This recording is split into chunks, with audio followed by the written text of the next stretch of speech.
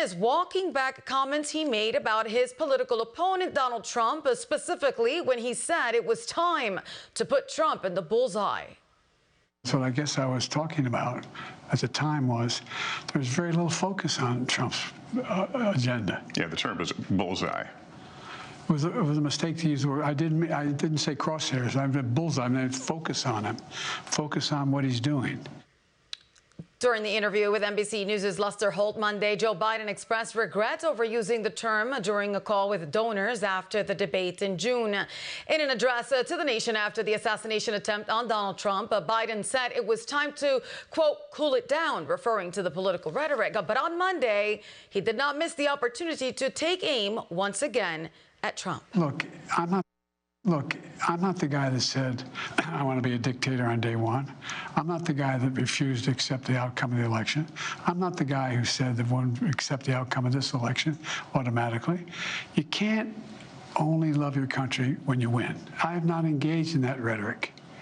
Now, my opponent is engaged in that rhetoric. President Biden did not admit that his rhetoric could have incited violence against the former president. Tim? Monday afternoon, President Joe Biden finally granted Secret Service protection to independent presidential candidate Robert F. Kennedy Jr. after choosing to reject RFK Jr.'s request, even though he faced multiple death threats. While Kennedy is a long shot to win, his campaign events have drawn large crowds of supporters. However, the assassination attempt on Donald Trump's life at the weekend rally in Butler, Pennsylvania, was enough to change Biden's mind. RFK Jr. replied to the decision on social media, stating, quote, "Thank you to President Biden for granting me Secret Service protection, and I'm so grateful to Gavin DeBecker and associates for keeping me safe for the last 15 months of my presidential campaign," end quote.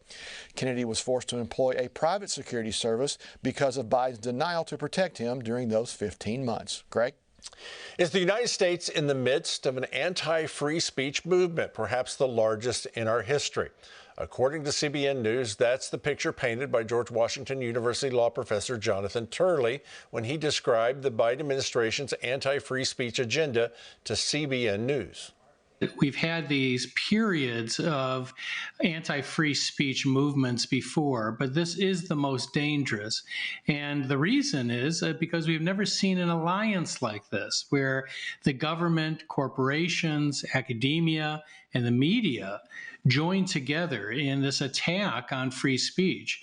You have major newspapers running columns like one 2 days ago saying that the First Amendment is out of control and needs to be significantly reduced.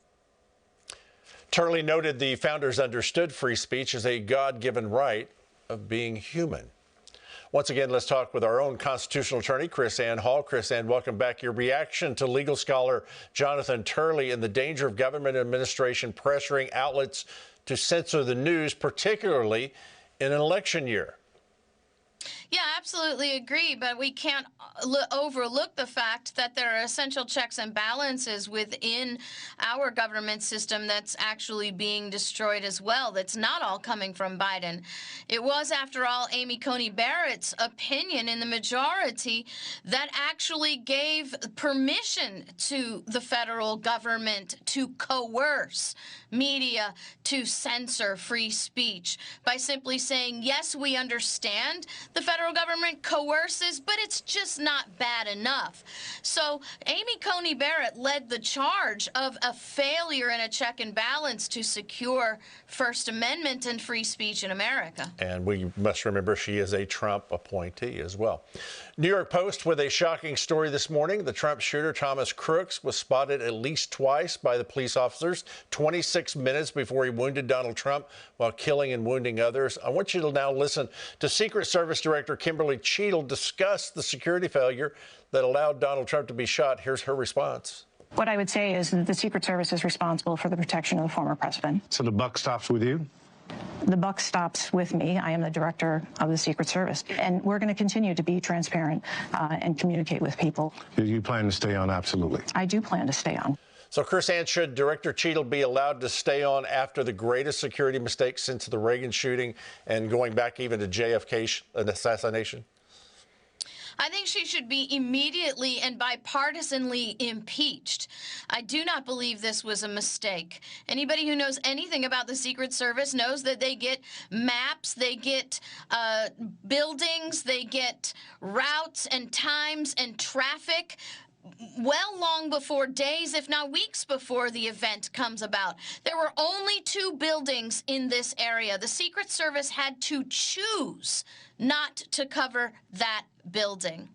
All right, I want to turn now to Turning Point USA reporter Savannah Hernandez. She ran into NBC's Kristen Welker and asked her why her network reported the Trump shooting as popping noises. Here it is. Excuse me, Kristen, I have a question. NBC reported that when Trump was assassinated, attempted assassination, it was popping noises that was initially reported. Would you like to respond to that? I guess not. Do reports like the NBC's popping noises description of a sniper shooting help fuel the skepticism and misunderstanding that we have in so much of our politics now? Well, absolutely, and we have to understand all of this is directed. They have meetings with editors, and the editors tell them exactly what to say. And now we know for a fact, even from Supreme Court opinion, that the FBI can tell their editors what they need to say. So it's really not a credible scenario to get any information from these large corporate medias anymore. We know they are influenced by political agendas and government coercion.